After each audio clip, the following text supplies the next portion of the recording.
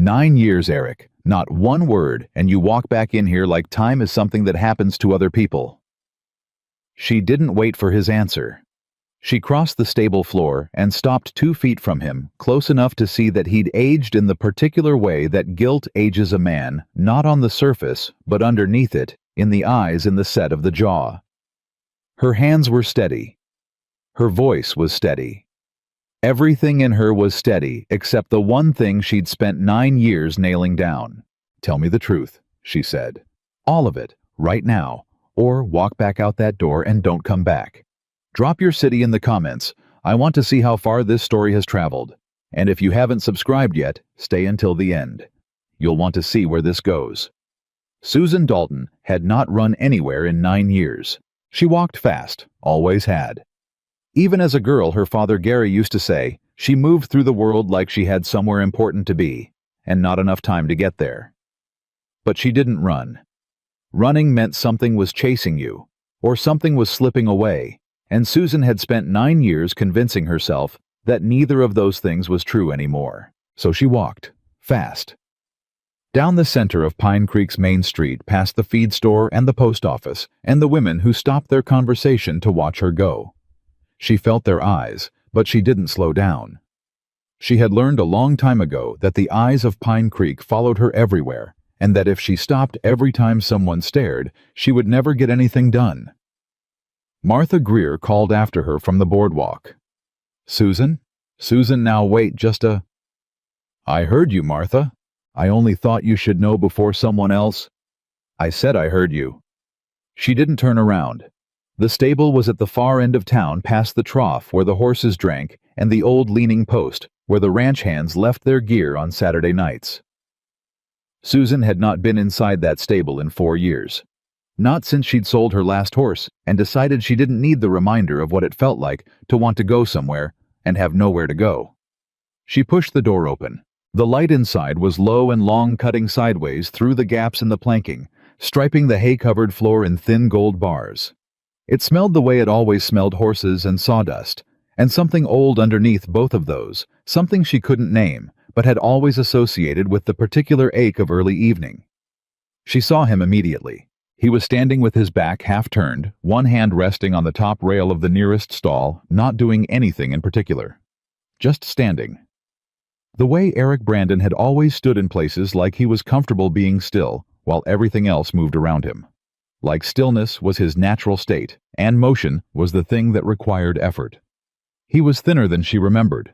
Not unhealthy, just reduced somehow, like something had worn him down to what was strictly necessary. She stopped 6 feet from him. He turned before she spoke. She hadn't made a sound, but he turned anyway, the way he always used to, like he could sense her presence in a room before she announced it. That had always unsettled her. It unsettled her now. "Susan?" he said. One word. Her name. And the way he said it, not like a greeting, not like surprise, but like something he had been holding in his chest for a long time and was only now setting down. She stood very still. "You came back," she said. "Yes." "You didn't write." "No." 9 years, Eric. Not one letter. He didn't flinch. He absorbed it the way you absorb something you know you deserve. "I know."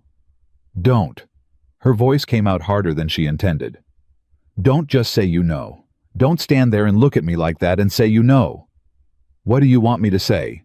"I want you to explain it. I want you to tell me why a man who—" She stopped, pressed her lips together, started again. "You left. You left, and you sent nothing. I didn't even know if you were dead or alive for the first 2 years." He looked at her.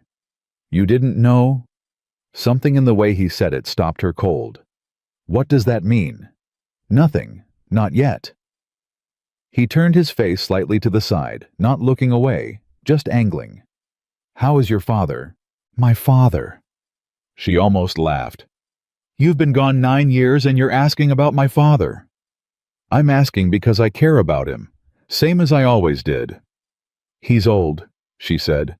"He's slower than he used to be. He doesn't talk much anymore." She paused. "He asked about you, for the first 3 years." Then he stopped. That landed. She saw it land a tightening around Eric's jaw, a small movement in his throat. "I'm sorry," he said. "For which part?" "All of it." She crossed her arms over her chest. Not defensively, more like she needed something to hold on to. "That's not enough," she said. "That's not nearly enough, and you know it." "I do know it." He looked directly at her then, and his eyes were the same color she remembered, that particular shade of gray that looked like river water in winter. But there was something behind them now that hadn't been there before. Not grief, exactly. Something older than grief. Something that had settled in and stopped moving. "I'm not here to ask forgiveness, Susan. I'm not that foolish. I just—" He exhaled slowly. "I needed to come back. And I needed to see you first." "Before what?" He didn't answer immediately. "Before morning," he said. She walked home in the dark. She didn't go back to the store. She couldn't face the inventory she'd left unfinished, the accounts she'd meant to balance before closing.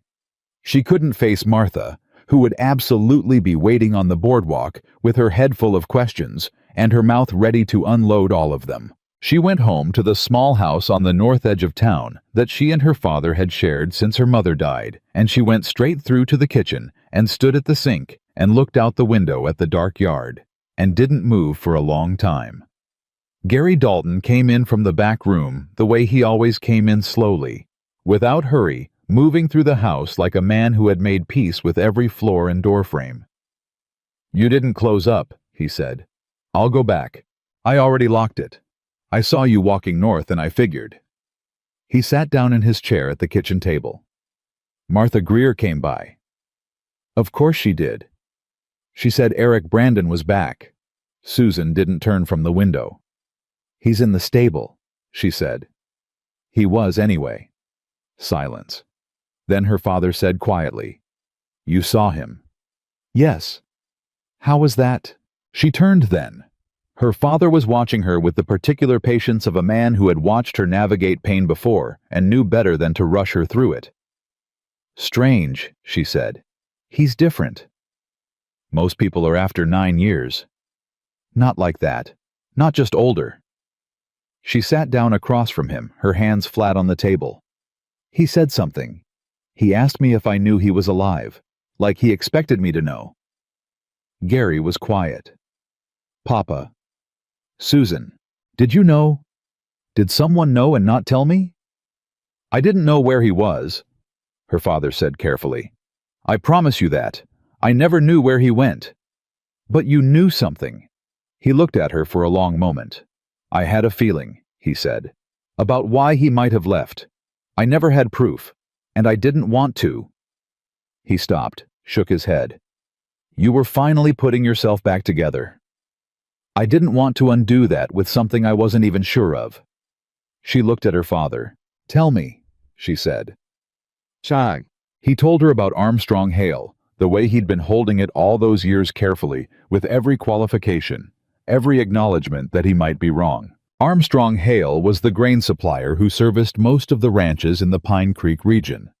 A man who came through town twice a month, and who had, in the months before Eric disappeared, made it quietly and persistently clear that he had an interest in Susan Dalton. Not in a dramatic way, not in a way that made scenes, in the slow, patient, economic way of a man who believed that if he positioned himself correctly, opportunity would eventually come to him. She had rebuffed him. Politely at first, then with increasing clarity. He had accepted it with the graciousness of a man who had simply moved a piece to a different position on the board. And 6 weeks later, Eric Brandon had left Pine Creek without a word to anyone. "I thought it was a coincidence," Gary said. "For a long time. But then Armstrong started coming around more often, and he was different with you. Careful. Like a man watching something he'd arranged." Susan sat very still. "You think he had something to do with it?" "I think it's possible. I never had anything more than that." She thought about Eric in the stable. The look on his face when she said she hadn't known if he was alive. The way the question had landed wrong, like she'd said something that didn't match what he expected to hear. "You didn't know." He thought I knew, she said. When I told him I hadn't heard from him in 9 years, he looked at me like I'd said something that didn't make sense.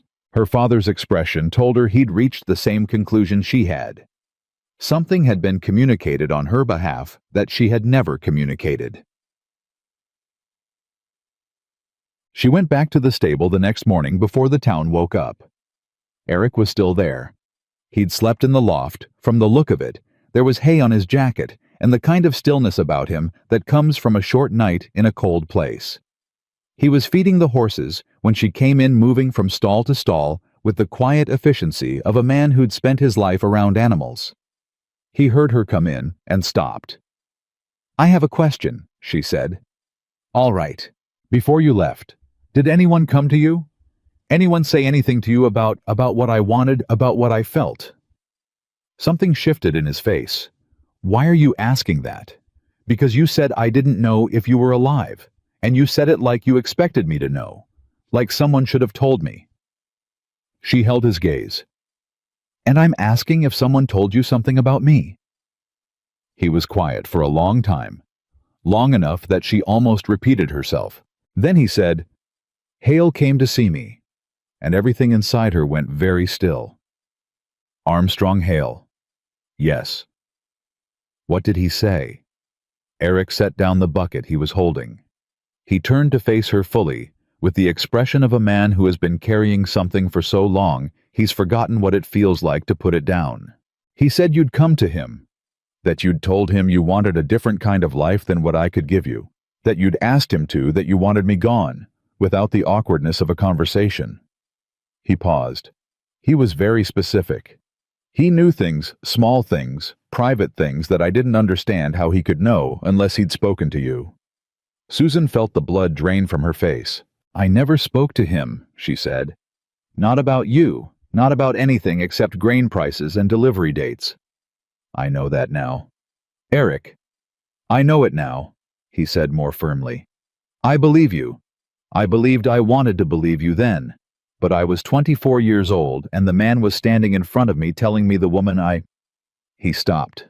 He was very convincing, and I was young enough to think that if something hurt that much, it was probably true. She pressed her hand flat against the nearest stall door to steady herself. "He told you I didn't want you," she said. "Yes." "And you left?" "Yes." She looked at him. "Without asking me." That one hit. She watched it move through him like a slow wave. "Yes," he said. "Without asking you. And I have thought about that specifically, that almost every day since." Cog. She needed air. She walked out of the stable and stood in the early morning gray of Pine Creek, where nothing was moving yet, and the street was empty, and the whole town was still asleep inside its own ordinary life, unaware that inside her chest something was breaking and reforming at the same time. 9 years. She had spent 9 years in this town behind this counter with this silence. She had spent 9 years believing she had been abandoned, that she had loved someone who had found her insufficient and left without the courtesy of an explanation. She had built her entire emotional architecture around that story, the story of a woman who loved the wrong man and paid for it with years of her own life, and learned eventually to be fine. And it was a lie. Not her lie, not Eric's lie, someone else's. Armstrong Hale had come to Eric Brandon, a young man who loved her, and had told him with private details and a convincing voice that she wanted him gone. And Eric had believed it, and he had gone. And Armstrong Hale had returned to Pine Creek and made himself useful and waited for 9 years. She walked back inside. The details, she said. The private things he knew. What were they? Eric looked at her steadily. "He mentioned the name of your mother's horse," he said. "The one that died the spring before. He said you'd told him in confidence, that you'd talked to him about grief, and that he'd come to know you in ways I hadn't." Her mother's horse. Gracie. The gray mare she'd cried over like a child privately in the back room of the house where no one could hear. She had told one person about Gracie. One. She had told her father. She went back to the house. Gary was at the table with his coffee, the same place he'd been when she left, like he'd stayed up waiting and then simply transitioned into morning in that same chair. "Papa," she said, "did you tell Armstrong Hale about Mama's horse?" Her father put down his cup. He didn't say anything for a moment, and in that silence she saw the answer. "I didn't mean—" He stopped. "He asked about your mother one afternoon. He came by, he was being neighborly. I thought he was being—" Gary shook his head. "He asked how you were really, and I told him about Gracie because I was talking about how much you missed your mother, and I didn't think anything of it." "He used it," Susan said.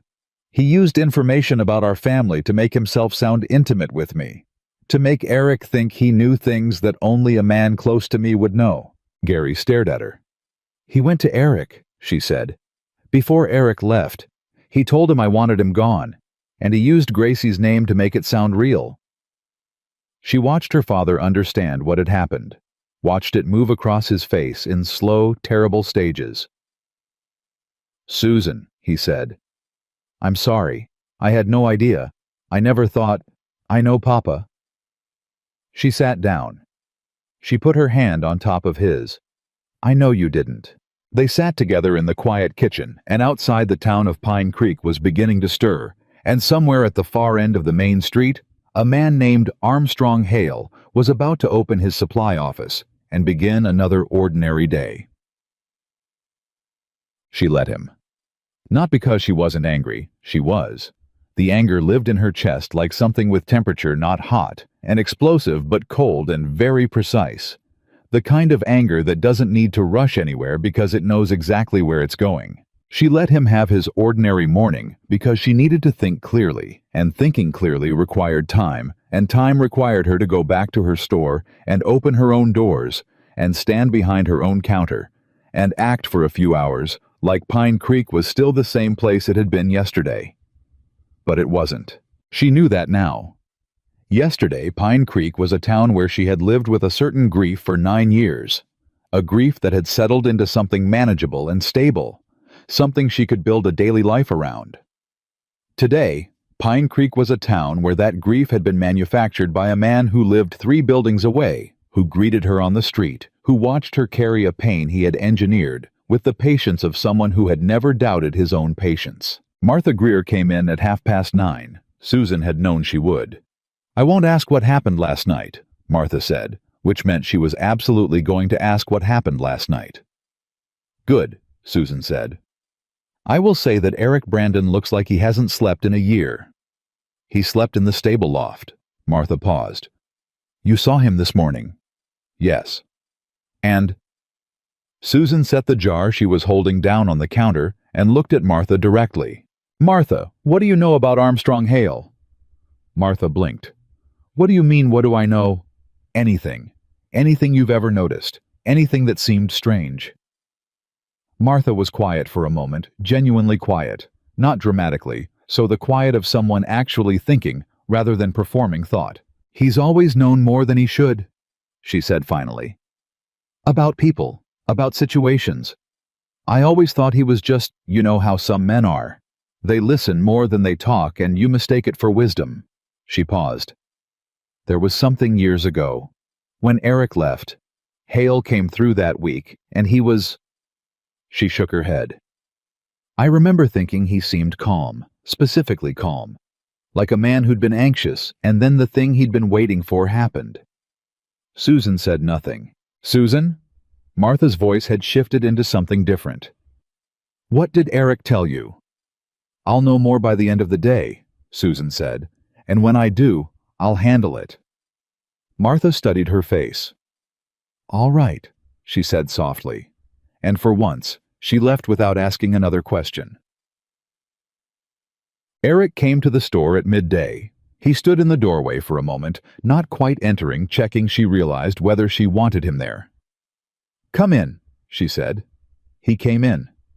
He stood on the customer side of the counter, which was strange, which she felt as strange, because for the years before he left, he had been the person most likely to simply walk around to her side without asking to stand next to her and look at whatever she was looking at. "I've been thinking," he said. "So have I." "About what to do?" "Yes." She looked at him. I want to see the letter. He went very still. What letter?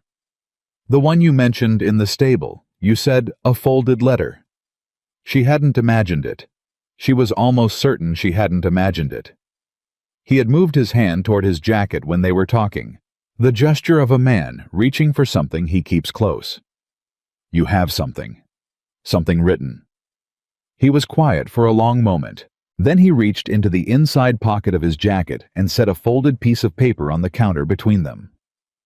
She looked at it for a moment before she touched it. It was worn at the folds, in the way of something that has been opened and closed too many times. The paper had that quality of objects that have been carried close to a body for years, slightly soft, slightly changed, intimate in a way that had nothing to do with its contents. She opened it. The handwriting was not Eric's. She knew Eric's handwriting. This was different, smaller, more deliberate, the handwriting of a man who thought about how his letters looked. She read it. She read it twice. She set it down. He wrote to you, she said. Yes, after the conversation. He said you'd asked him to make sure I understood. Eric's voice was very flat. He said the conversation had been difficult for you, that you hadn't wanted to do it in person. She looked at the letter on her counter. It was, she noted, exactly what Armstrong Hale would write. Specific, detailed, emotionally plausible. The kind of letter that made a young man who already doubted whether he deserved the woman he loved feel that his doubts had been quietly, privately confirmed by the woman herself. The kind of letter you don't question, because questioning it would mean believing that someone could be that deliberately cruel. He knew you wouldn't come back to ask me directly, she said. I was 24 and I was... Eric stopped. I was already afraid you were too good for me. I'd been afraid of that since I was 19. And then this man came to me and said... He pressed his mouth closed. It confirmed every fear I already had. That's how it works. It doesn't create the doubt. It just confirms the doubt that's already there. Susan picked up the letter again. I'm keeping this, she said. All right. She folded it and placed it in the pocket of her apron. And I need you to stay in Pine Creek, she said. I need you to not leave again. He looked at her. I won't leave, he said. I need to hear you say it clearly. I'm not leaving, Susan. Not again. Not for anything. She nodded once. Good, she said. Then come back tomorrow. He came back.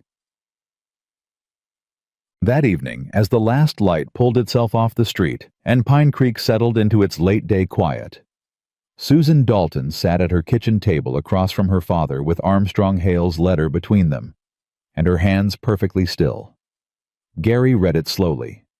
She watched his face as he read it. Watched the color change and the jaw tighten and the eyes go very, very quiet. He set it down. I should have known, he said. Years ago, I should have seen it. You weren't looking for it. I should have been looking for it. Papa.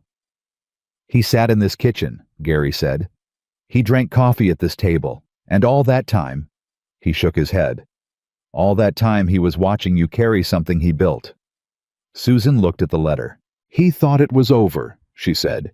He thought Eric was gone for good, and the thing he'd done would just dissolve, become background, become part of the story of Pine Creek. She ran her thumb along the worn edge of the paper. He didn't account for Eric coming back. What are you going to do? She thought about that for a long time. Tomorrow, she said.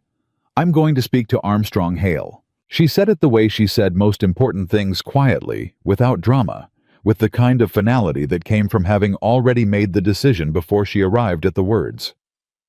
Gary looked at her. Are you all right? He asked. She considered the question honestly. Not yet, she said. But I will be. She folded the letter, put it back in her pocket. Outside, Pine Creek was completely quiet, and inside her chest, for the first time in 9 years, the silence felt different. Not the silence of something buried, the silence before something begins.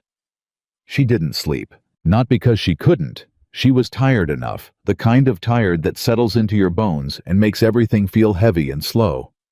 But every time she closed her eyes, she saw Eric's face in the stable, the way he'd looked when she said she hadn't known if he was alive. That particular expression, the small fracture in his composure, when he realized something had gone very wrong with the story he'd been told. You didn't know. 2 words. And in those 2 words, 9 years of her life had shifted on their foundation. She got up before dawn and made coffee and sat at the kitchen table with Armstrong Hale's letter in front of her, reading it again the way you read something you're trying to memorize, not for information, because she already knew what it said, but for evidence. For proof that it was real, that she hadn't constructed this out of grief and a need for someone to blame. It was real. She read the handwriting. Deliberate. Controlled. The handwriting of a man who chose every word with the same care he chose a price. Miss Dalton has communicated her wishes clearly and with great personal difficulty. She asks that you respect those wishes without further contact, as any continued pursuit would cause her considerable distress. Considerable distress. She set the letter face down on the table. Her father came in at 6:30, moving quietly, in the way he always moved in the early morning, as if the day needed to be approached carefully. "You didn't sleep," he said. "No." He poured himself coffee and sat down across from her. He looked at the letter face down between them, and he didn't touch it. "What time are you going to see him?" Gary asked. "After I open the store. I want it to be ordinary. I want him to see me come in like it's a normal day." Her father nodded slowly. "Do you want me to come with you?" "No." She picked up her cup. "I need to do this alone." He was quiet for a moment. "Susan," he said, "whatever he says, whatever explanation he tries to give you, you already have the truth. You don't need him to confirm it." She looked at her father. "I know," she said. "I'm not going for confirmation." She paused. "I'm going so he knows that I know. That's different." Gary held her gaze for a moment, then nodded once. "All right," he said. "Ihr job." She opened the store at 8 o'clock exactly the way she did every morning. She swept the front step, unlocked the door, flipped the sign. She went behind the counter and picked up where she'd left off with the inventory the day before. The day before when Martha Greer had said he's back, and Susan had walked out of her own store and into 9 years of unraveling. 24 hours. Everything that had held still for 9 years had moved in 24 hours. Eric came at 8:30. He came through the door quietly, the way he'd always moved through spaces, not sneaking, just naturally unobtrusive, as if he'd learned early that entering rooms without announcement was less disruptive to everyone. He was wearing a clean shirt. He'd found somewhere to wash up. His hair was still a little damp at the temples. He stopped just inside the door when he saw she was with a customer, old Harlan Peters, who bought the same 3 things every week and always took 15 minutes to do it. Eric waited. She noticed him notice her, and she noticed with something she didn't have a name for yet, that he simply settled in to wait.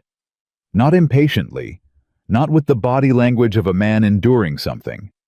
Just waiting the way you wait when you're somewhere you've decided to be. When Harlan finally left, jingling the door behind him, Eric came to the counter. "How did you sleep?" he asked. "I didn't." She looked at him directly. "Did you? A little?" "I read the letter again." He absorbed that without moving. "He wrote it very carefully," she said. "He's a careful man." "Yes." "He knew you, specifically. He knew what would make you believe it." She paused. "He knew you doubted yourself." Something moved across Eric's face, a flash of something raw, quickly controlled. "He told me things you'd said," Eric said. "About your future, about what kind of life you wanted. He said you'd told him you wanted a man who could offer you stability, a business, a settled income." Susan went very still. "My mother said that to me once," she said, "about her own life, when I was 16. She looked at him. "I never said it about you." "I know. Who else could have—" She stopped. "My father." "I don't think your father gave it to him intentionally." No, he wouldn't have. She pressed her fingers to her forehead. He talked to Armstrong. He talked to him about family, about history. Armstrong collected it, filed it away, used it. Eric leaned one forearm on the counter. He built a portrait, he said. A version of you that was specific enough to sound true and different enough from what I felt to be devastating. She looked at him. A version of me that didn't want you. Yes. They were quiet for a moment, and the silence was not comfortable, but it was honest, which was its own kind of relief. What I keep coming back to, Susan said, is that he was patient. He didn't do it quickly. He spent months learning us, learning what would work. She paused. And then he did it. And then he waited again, for 9 years. Just waited. For you to accept the loss and move on. For me to need someone steady, someone already there. She heard the coldness in her own voice and didn't moderate it. He thought grief would eventually make me practical. Eric was quiet for a moment. Did it? He asked, not accusing, asking. She met his eyes.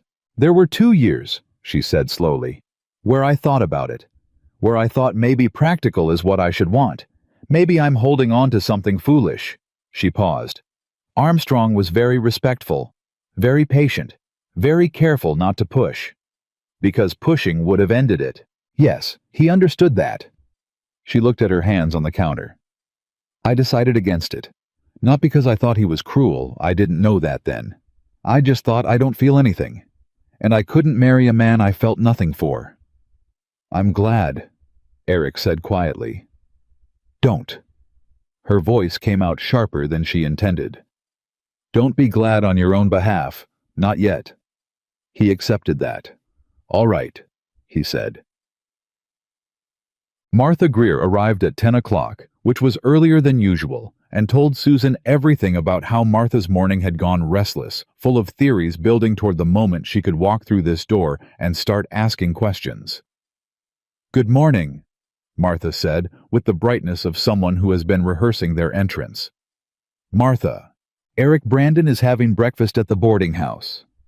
She said it like news, which it was, which irritated Susan slightly for reasons she couldn't fully articulate.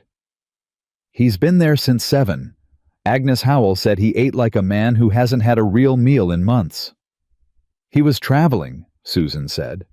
From where? I didn't ask. Martha clasped her hands on the counter. Susan, I have known you since you were 9 years old. I know when you're being deliberately minimal. Despite everything, something tugged at the corner of Susan's mouth. He's staying, she said. For now, that's what I know. And Armstrong Hale. Susan looked at her. What about him? You asked me about him yesterday. You had a reason. Martha's voice had dropped into its serious register, the one that existed underneath the gossip and the commentary, the one that Susan had always trusted, even when she didn't trust the rest. I've been thinking about what you said, about him knowing more than he should. And there was a conversation. Martha said it carefully, feeling her way through the words. 3 or 4 months before Eric left. I was in the back of the post office picking up a parcel, and I heard Armstrong talking to someone on the front step. I couldn't see who. But I heard Armstrong say, and I remember this specifically, because it seemed strange at the time, he said, some men need to be helped toward the right decision. Susan looked at her. I didn't think anything of it then, Martha said. It could have meant anything, but now it sounds like someone who had already decided what he was going to do, Susan said.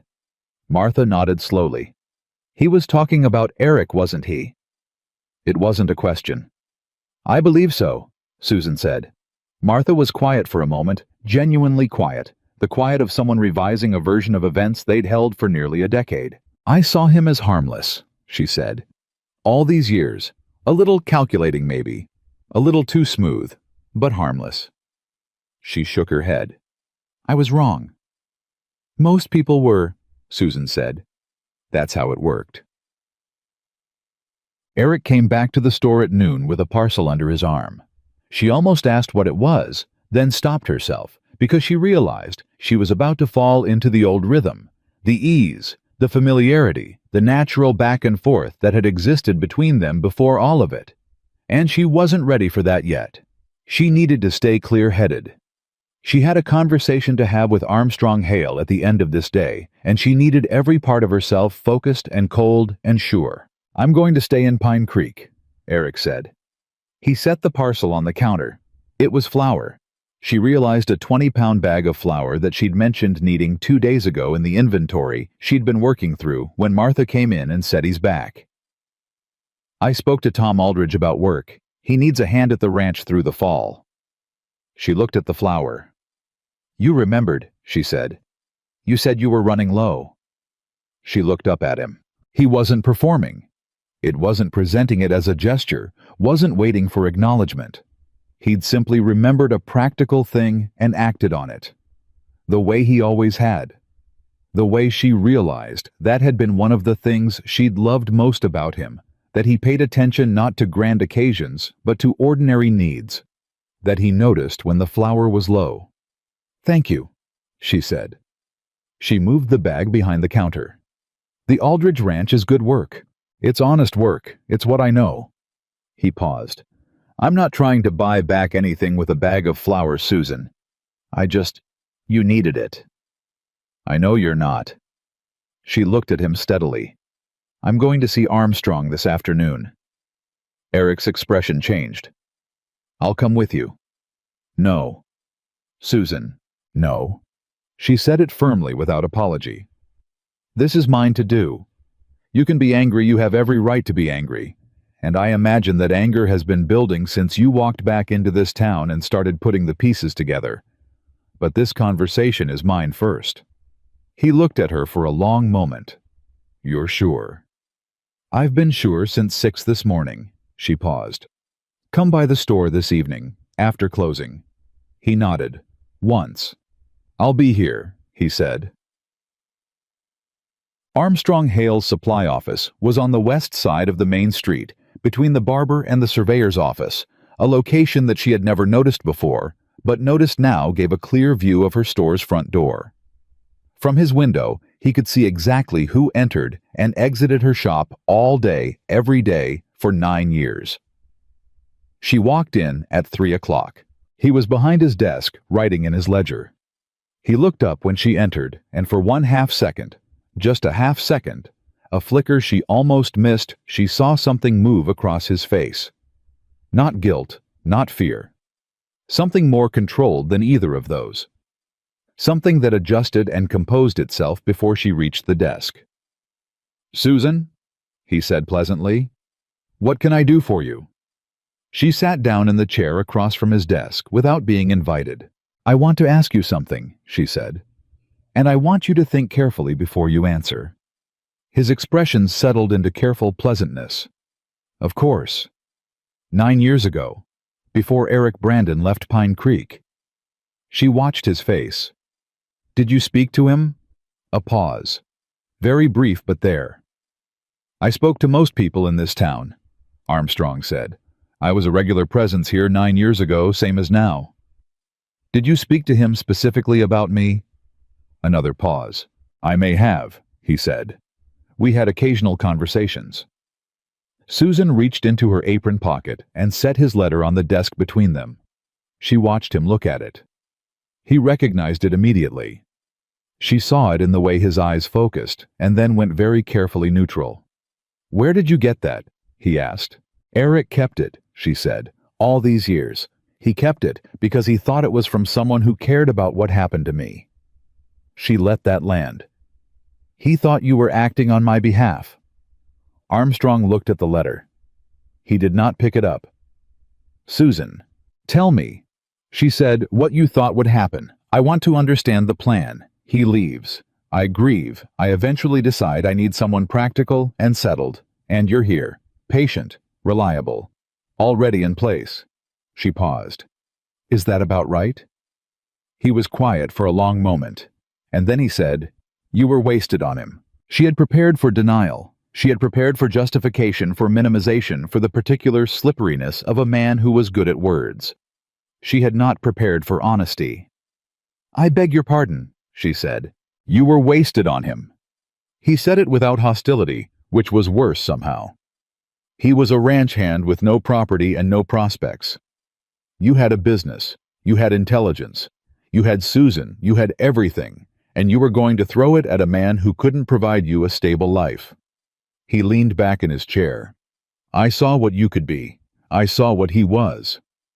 And you decided, she said, that your assessment was more important than my choice. You were 23. You don't. Her voice was quiet and absolutely flat. Do not tell me what I understood at 23. Do not sit there and explain my own youth to me as a justification for what you did. He was quiet. You took 9 years, she said. You looked at two people who loved each other and you decided based on your own judgment, your own wants, your own agenda, that you had the right to end it. And then you watched me. For 9 years.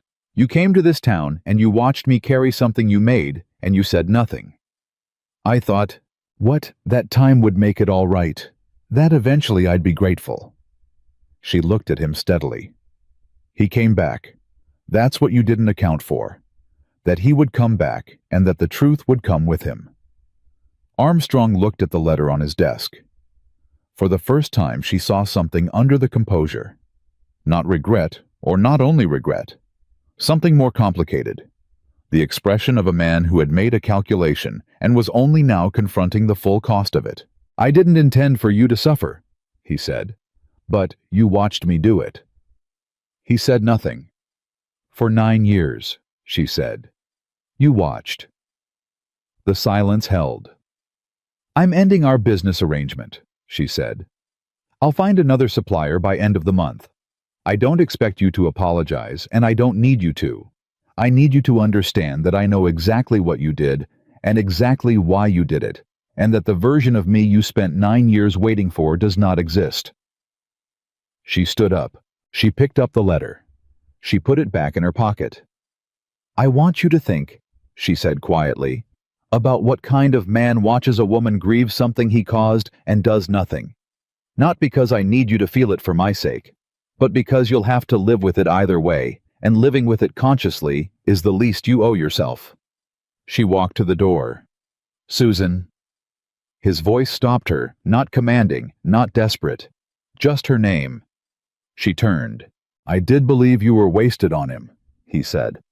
I want you to know that wasn't a lie. I believed it genuinely. He paused. I also believed what I wanted to believe. I understand those two things are not different enough to make it right. She looked at him. No, she said. They're not. She left. The street outside was the same street it had always been. Pine Creek moved around her at its ordinary pace, a wagon passing two women talking outside the dressmaker's, a dog lying in the shade at the corner, doing absolutely nothing with great commitment. All of it unchanged.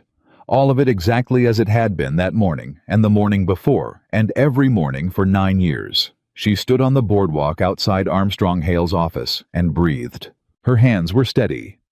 She noticed that and was grateful for it. She had thought she might shake, had thought the anger might get to her hands. Eventually, might make itself known in some physical way she couldn't control. But her hands were perfectly still at her sides. She thought about Armstrong's face when he said you were wasted on him. The absolute sincerity of it. The terrifying certainty of a man who had made someone else's life a casualty of his own conviction. She thought about Eric at 24, standing in front of Armstrong's deliberate, specific, carefully constructed lie, with all his private doubts arrayed against him like ammunition. She thought about herself at 23 waiting, not knowing what she was waiting for. Just feeling the absence and filling it with work and routine and the daily discipline of not looking toward the horizon. She started walking back toward her store. Halfway there, she saw Eric. He was sitting on the bench outside the feed store, the one where ranch hands usually sat to wait for orders, and he was watching her come up the street. He had seen her come out of Armstrong's office. She could see by his face that he'd been watching the door. She walked to him. He stood up when she got close. Are you all right? He asked. She considered the question. He admitted it, she said. Not because I caught him in something he couldn't deny. He admitted it because he still believes he was right. Eric's jaw tightened. He thinks he was saving you, she said. From me. Yes. Susan. I ended the business arrangement. He won't be in the store anymore. She paused. I told him I didn't need an apology. I don't. An apology from Armstrong Hale would just be another performance. Eric was looking at her with an expression she couldn't quite categorize. Something between relief and a different kind of pain. The pain of a man watching someone else carry the weight of a wrong he feels responsible for. I should have been there, he said. I told you no. I know you told me no. I still should have. Eric. She looked at him directly. I needed to do that alone. Not because I couldn't handle it, but because it was mine. He didn't just lie to you. He decided about me for me without asking me. Confronting him was mine. He held her gaze. You're the same, he said. 9 years and you're exactly who you always were. Don't romanticize it, she said, but she said it gently. I'm also tired and I've been angry since 6 this morning and I need to close the store and eat something and not talk about Armstrong Hale for the rest of the evening. Something shifted in his face. A loosening. Not a smile, exactly closer to the breath before a smile. All right, he said. They walked back to the store together. They didn't touch. They didn't walk too close, didn't brush arms, didn't fall into the old familiar rhythm of two people who know each other's pace. There was still too much air between them for that too much history, and too much honesty, and too much time still sitting in the gap, waiting to be accounted for. But they walked in the same direction. And that, Susan thought, was more than she'd had this time yesterday. She closed the store at 6. Eric swept the floor, which she hadn't asked him to do. She saw him pick up the broom from the corner where it had always lived, where it had lived 9 years ago, which meant he remembered, and simply start using it, without comment, without ceremony. She watched him sweep for a moment and then turned back to the accounts. Where did you go? She asked, without looking up. After you left. He kept sweeping. North first, then east. I worked ranches from here to Oklahoma. He paused. I wasn't running. I want you to know that. I wasn't trying to put distance between us because I was angry. He stopped, started again. I was trying to respect what I thought you'd asked for. You were punishing yourself, she said. The sweeping stopped. Maybe, he said. The ranches you worked, were you good at it? Good enough. I saved some money. I thought about coming back 100 times. What stopped you? The letter. His voice was quiet. Every time I thought about coming back, I remembered the letter. The specific language of it. Considerable distress. I thought she's finally at peace. If I go back, I undo that. She set down her pen. You were protecting me, she said. From yourself. From what I believed I was. What I believed I was to you. She looked at him across the dim store.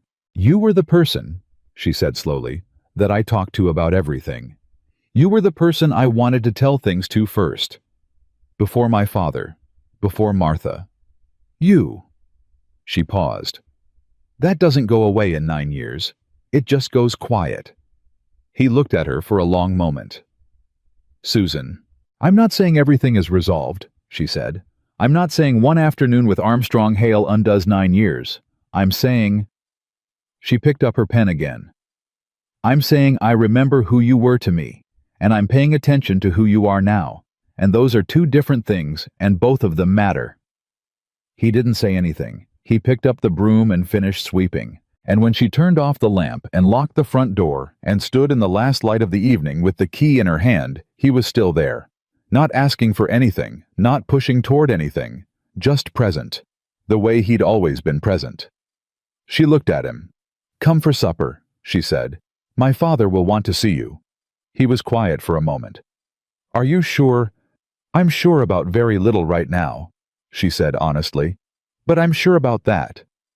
He came, and when they walked into the small house on the north edge of town, and Gary Dalton looked up from his chair and saw Eric Brandon standing in the doorway, the old man's face went through something wordless and complicated, the expression of a man who has held a grief quietly and is only now very carefully beginning to set it down. "Well," Gary said, "it's about time." Eric smiled. And it was the first time Susan had seen him smile since he'd walked back into Pine Creek, a real one, not controlled, not careful. Just a smile that happened because something made it happen. She went to the kitchen to start supper, and from the other room she heard her father say something low and quiet, and she heard Eric answer, and she did not hear the words, only the shape of them, two voices that had missed each other, finding their way back to a familiar frequency. She stood at the stove and let that sound be enough for tonight. Supper was quiet in the way that meaningful things are often quiet. Gary Dalton asked Eric practical questions where he'd worked, what ranches, what the land looked like farther east. He asked with the genuine curiosity of an old man who had stopped traveling years ago and still wanted to know what was out there. Eric answered plainly without embellishment the way a man answers when he's not trying to impress anyone, just trying to be honest about where he's been. Susan listened from her side of the table and ate and said very little. She was watching her father. Specifically, she was watching the way Gary looked at Eric with the patient, assessing expression of a man who loved his daughter enough to withhold judgment until he was sure. It was the same expression he'd used on every person who had ever mattered to Susan, and she had always trusted it more than her own first impressions. By the end of the meal, that expression had softened. Not completely, not unconditionally, but enough. When Eric said goodnight and walked out into the dark, Gary sat for a long time with his coffee and didn't speak. Susan cleared the plates. "Well," she said finally. "He's carrying it," Gary said. "Everything he did, everything he missed. You can see it on him." "I know. That's not an excuse." "I know that too." Gary turned his cup in his hands. "He didn't come back for forgiveness. That's what I kept waiting for, the moment he'd ask you to let him off the hook. He never did." "No," Susan said.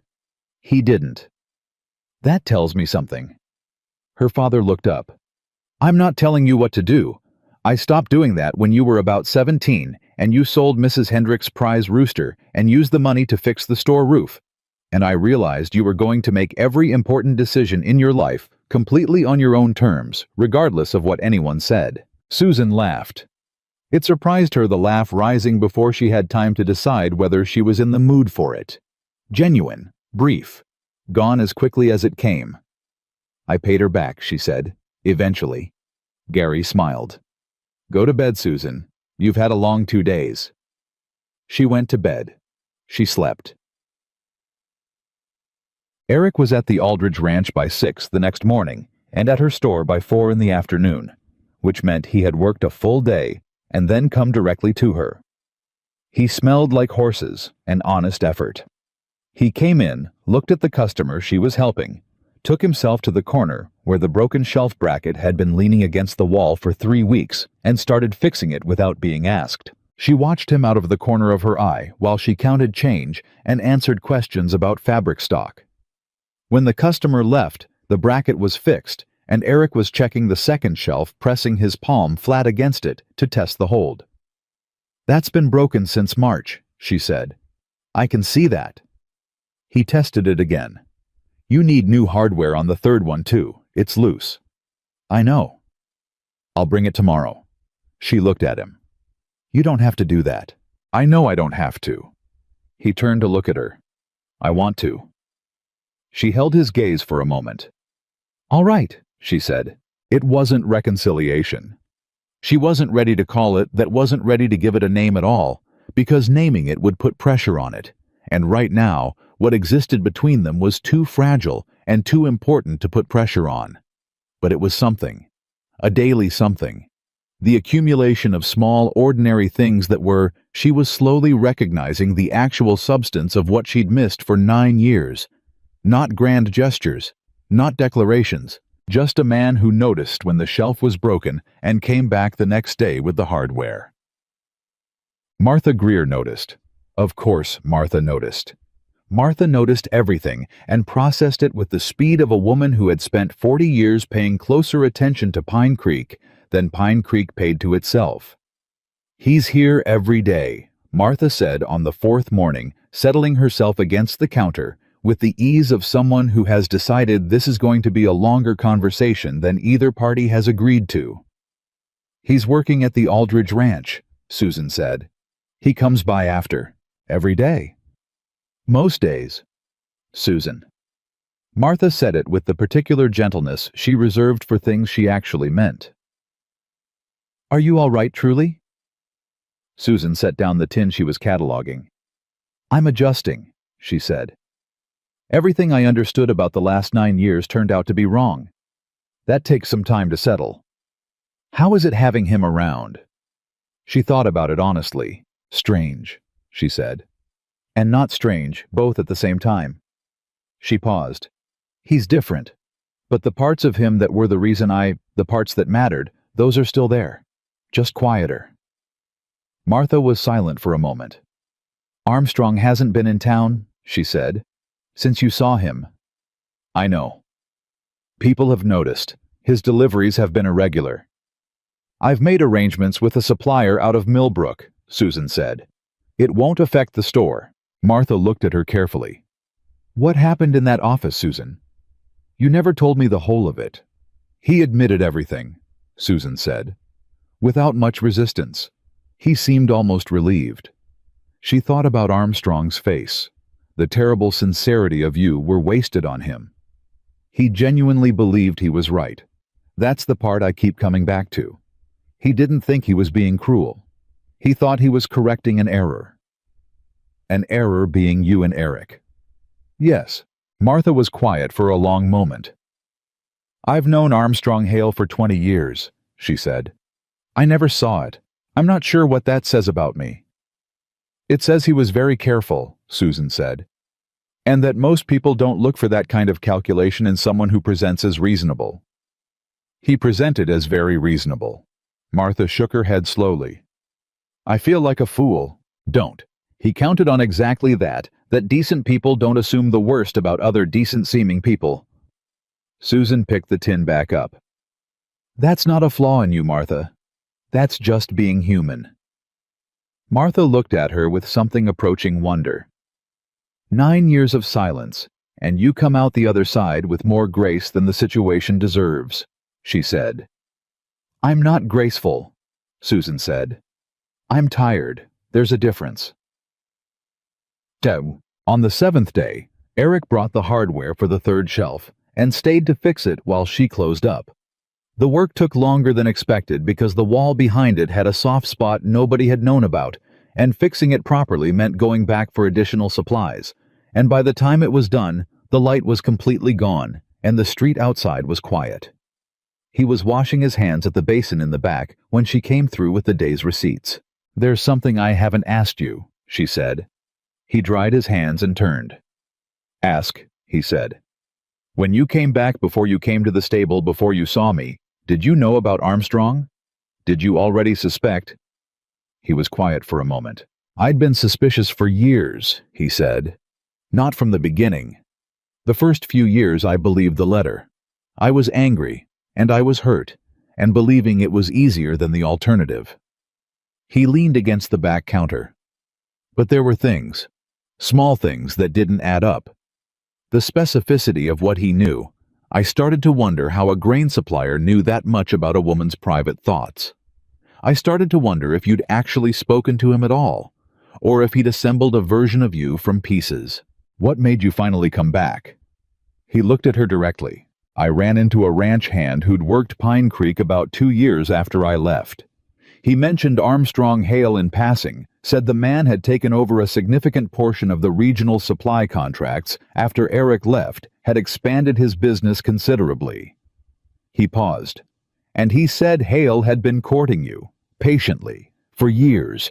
And something about the way he said patiently, like it was a known fact, like everyone in Pine Creek knew Armstrong Hale was waiting. Something clicked into place. Susan felt cold. "He was known for waiting," she said. "Yes. And I thought, what kind of man waits that patiently? That specifically for a woman who supposedly chose someone else over the man she was with. What kind of man waits knowing that the window he's waiting for was one he made himself? So you came back to confirm it." "I came back because if I was right, I'd spent 9 years exiled from my own life based on a lie. And if I was wrong—" He paused. "If I was wrong, at least I'd have looked you in the eye and accepted it from you directly, not from a letter." The room was very quiet. "You should have come back sooner," she said. "The moment you started doubting it." "Yes. That's not a small thing, Eric. 2 years, 3 years in when you started wondering. You should have come back then. I know." He didn't deflect it. "I told myself I was protecting you, that coming back would just reopen something you'd closed. But the truth—" He stopped, looked at his hands. "The truth is, I was also afraid that I'd come back and find out you really had moved on, that the life you'd built without me was better than the one we'd had, that the letter was a lie, but the outcome was what you'd have chosen anyway." The honesty of that hit her in a way the rest hadn't, because she understood it completely. The fear of discovering that the absence had been easier than the presence, that being without someone had proved more manageable than being with them. "I didn't move on," she said quietly. "I can see that now. I'm not saying that to make you feel better. I'm saying it so you understand that the years you were trying to protect me from yourself were years I was just waiting, without knowing I was waiting." He looked at her. "Susan," he said. And then he stopped like the sentence had more to it, but he didn't have the right to say the rest of it yet. "I know," she said. She turned and went back to the receipts. The trouble arrived, as trouble often does in small towns, through a third party who had nothing to do with any of it. His name was Carl Webb, and he was Armstrong Hale's business partner in a venture Susan had never known about until Carl Webb walked into her store on a Tuesday morning with a document in his hand and a manner that suggested he had rehearsed this visit. "Miss Dalton," he said, "I represent Armstrong Hale's commercial interests in the Pine Creek region. There's a matter I've been asked to bring to your attention." She looked at him. "Sit down," she said. She said it the way she said most things, calmly, without yielding anything in the calmness. He sat. He was a man in his 40s, with city clothes and the careful expression of someone who had learned to read rooms and had read this one accurately enough to be slightly uncomfortable. "This concerns your supply contract," he said. "The arrangement you had with Mr. Hale. That arrangement is ended. I've made alternative arrangements." "I understand. But the original contract signed 3 years ago, when you expanded the store, it contains a clause." He slid the document across the counter. "A non-compete clause that restricts you from engaging alternative regional suppliers for the grain and dry goods categories for a period of 18 months following termination." She looked at the document. She had signed that contract 3 years ago, when Armstrong had offered her very favorable terms for the expansion, and she'd been grateful for the stability of a fixed arrangement. She remembered signing it. She did not remember a non-compete clause. She picked it up. She read. There it was. Page 3, paragraph 7, written in the dense, careful language of someone who understood that the things you hide in plain sight are the hardest to find. "This would prevent me from sourcing from Millbrook," she said. "For 18 months, yes. The clause is standard in regional supply arrangements." Carl Webb's voice was professionally neutral. He was doing a job. She could see he found the job distasteful, which was interesting and ultimately irrelevant. "Who asked you to bring this to me?" she asked. "Armstrong directly. I act on his behalf in business matters." "That's not what I asked." A pause. "Yes," he said. "Armstrong directly." She set the document down. She looked at it for a moment, and she understood with perfect clarity what this was.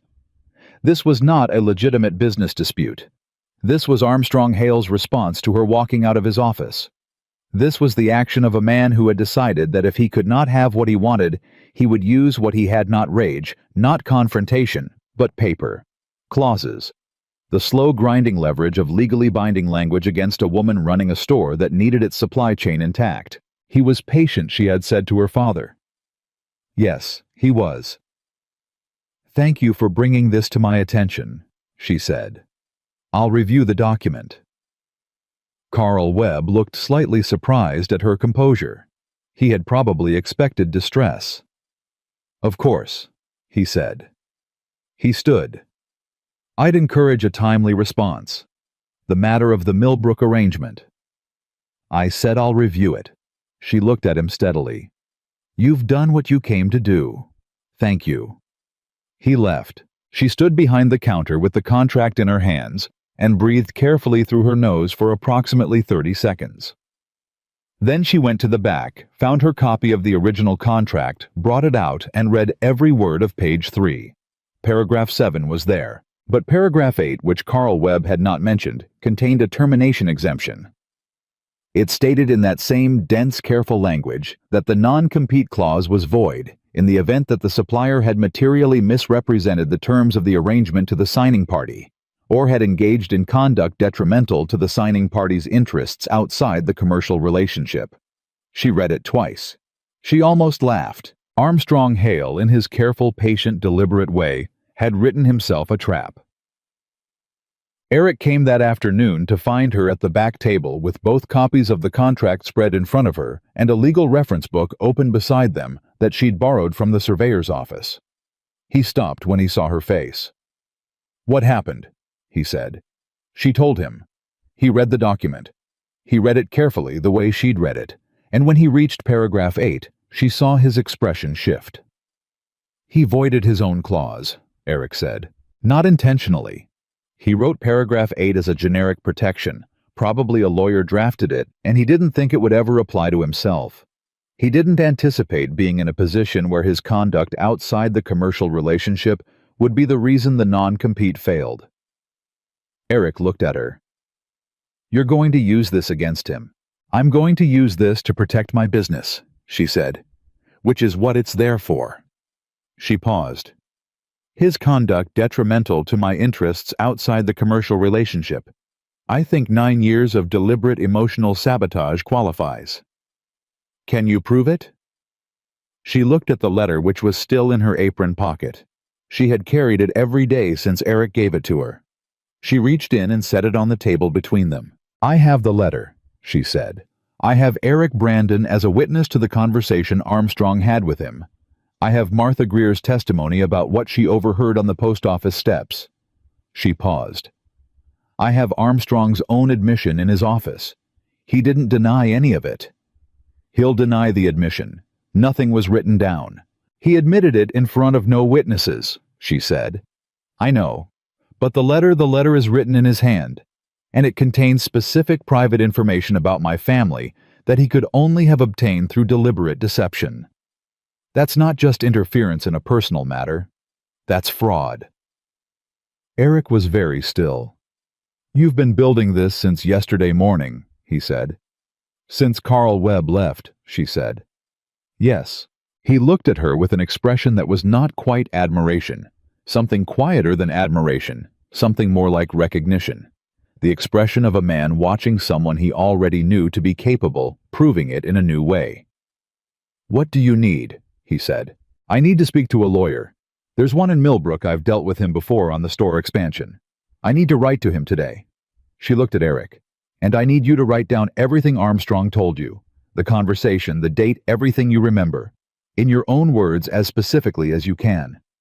"All right." "If he thinks he can use paper against me," she said, "he forgot that I've been running a business on paper for 9 years." The letter to the lawyer went out that afternoon.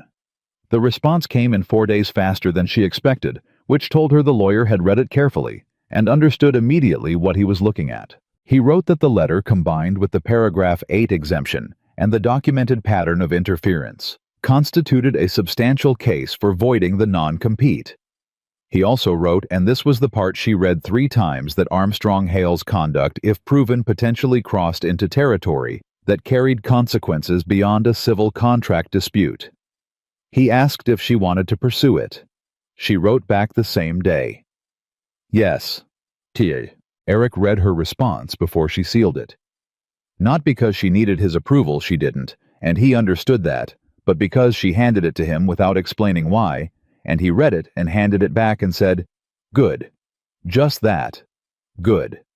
And somehow, that single word from this particular man at this particular moment was exactly the right response. "He's going to know it was you," Eric said. "He already knows. This is his move, not mine. I'm just responding to it. He might escalate. Let him." She sealed the letter. Every move he makes from here is a move that adds to the record. He's a careful man, he knows that. Which means either he backs down, or he keeps going and builds his own case against himself. She paused. Either way, I'm not afraid of him. Eric was quiet for a moment. Were you afraid of him before, when you didn't know what he'd done? She thought about that. No, she said. I thought he was harmless. Which isn't the same as not being afraid, it's just being wrong in a different way. And now I know exactly what he is, she said. A man who plans carefully and waits patiently and uses the most intimate things he can find to get what he wants. She looked at Eric. And I know that his whole plan, all of it, every year of it, depended on me never finding out. She let that sit for a moment. He's lost his only advantage, she said. I'm not afraid of a man who's already lost his only advantage. That evening, sitting at the kitchen table after supper, while her father dozed in the next room, Susan found herself saying something she hadn't planned to say. I missed you, she said. Eric looked up from the cup he was holding. Not the way you think, she said quickly. Not, I missed you the way you miss someone and feel it every day, and it becomes this large consuming thing. It wasn't like that. I made it not like that. I was very deliberate about making it not like that. She paused. But I missed you the way I miss things I've decided I can live without. In the background. Quietly. Every day. He set the cup down. Like something that was just always slightly wrong, she said. Like a sound you get so used to not hearing that you stop noticing the silence, but the silence is still there. Yes, he said. Exactly like that. They looked at each other across the table. I don't know what I'm ready for, she said. I need you to understand that. I need you to not put pressure on this, whatever this is, because pressure is the thing that will make me push back. I know that about you, he said. I've always known that. Then you also know that the fact that I'm telling you this means something. He was quiet for a moment. It means you trust me enough to say it, he said. Yes. She looked at him. That's not nothing, given everything. No, he agreed. It's not nothing. He didn't reach across the table. He didn't push into the space she'd just carefully defined. He simply sat with it the way he sat with most things present, unhurried, letting it be what it was, without trying to make it into something larger. And that, she thought, was what she had forgotten. That particular quality of his, the ability to let a moment be itself, without demanding it become more. It was the rarest thing. She hadn't encountered it in 9 years. She picked up her cup. Outside, Pine Creek had gone completely quiet. And in the morning, she knew the lawyer's letter would be on its way to Millbrook, and Armstrong Hale would be at his desk in his supply office with his view of her store's front door, and the careful, patient plan he had spent 9 years tending was already beginning to come apart at every seam. But that was the morning. Tonight, there was just the kitchen and her father's slow breathing in the next room and the sound of the wind picking up outside, and Eric Brandon sitting across from her at the table where she'd sat 10,000 nights alone, drinking the last of the evening's coffee, like a man who was in no hurry to leave. She let herself have that. Just that. For tonight, it was enough. The lawyer's name was Daniel Forsyth, and he arrived in Pine Creek on a Thursday morning without announcing himself in advance, which told Susan immediately that he was the kind of man who preferred to see things as they actually were, rather than as people had time to arrange them. He was older than she'd expected, mid-60s, with the unhurried manner of someone who had spent decades in rooms where people were trying to hide things and had long since lost his capacity for surprise. He came into the store, introduced himself with a handshake that was brief and firm, and asked if there was somewhere they could speak privately. She took him to the back. He had her letter. He had Eric's written account. He had read both carefully enough that he asked his questions in the right order, which she noticed and appreciated. "The letter," he said. "Armstrong Hale's handwriting, you're certain? I've seen his handwriting on contracts and delivery receipts for years." "Yes." "And Brandon his account of the conversation with Hale. He's willing to attest to this formally." "He is." "The woman Martha Greer who overheard Hale on the post office steps. Would she testify to what she heard?" "She would." Susan paused. "Martha talks more than most people, but she doesn't lie. Everybody in Pine Creek knows that." Forsyth allowed himself the smallest suggestion of a smile. "And Hale admitted the substance of the matter directly to you, in his office?" "Yes, without much resistance." She paused. "He seemed to believe he was justified. He didn't admit it as a confession. He admitted it as an explanation." Forsyth looked at the letter again. "That distinction may matter less than he thinks," he said. "Admission is admission." He set the letter down. "Miss Dalton, I want to be direct with you about what you're facing and what you have. The non-compete clause, that's the immediate practical matter, and paragraph 8 gives you a strong basis for voiding it. I can draft a formal response to Hale's representative this week that will make the legal position clear." "Good, but you have something larger here." He looked at her steadily. "The letter, the documented interference, the pattern of conduct. What Hale did, deliberately separating two parties through fraudulent communication that has a name in law, and it's not a gentle one." She held his gaze. "What name?" "Fraud. Tortious interference, depending on how it's framed. The deliberate use of false representation to cause material harm to another party." He paused. "The harm being 9 years of your life, and 9 years of Brandon's, and the deliberate targeting of a woman's business interests through a contractual arrangement that was entered into under the shadow of his prior manipulation." The room was very quiet. "He used the supply contract as leverage," she said, "after I confronted him, knowing what he'd done, knowing I knew, which adds retaliation to the picture." Forsyth folded his hands on the table. "I'm not going to tell you this is simple. Proving intent is always the hard part. But you have the letter, which demonstrates both the act and the specificity of his knowledge. You have multiple witnesses. And you have his own admission, even if it came as explanation rather than confession." He paused. "What I am going to tell you is that Armstrong Hale sent a man into your store with a legal document because he believed you would see it as an immovable wall. He was counting on you not knowing what paragraph 8 said. He was counting on the isolation that he himself created. He was counting on me being alone," she said. "Yes." She looked at the letter on the table between them. "What do I need to do?" she asked. Eric was waiting outside when Forsyth left. He had not been inside. He had not inserted himself into her meeting with her lawyer. He was simply there, leaning against the post outside the store, with his hat in his hands, present in the particular way he had been present for the past 2 weeks, close enough to be useful and distant enough to be respectful. She stepped outside and stood beside him.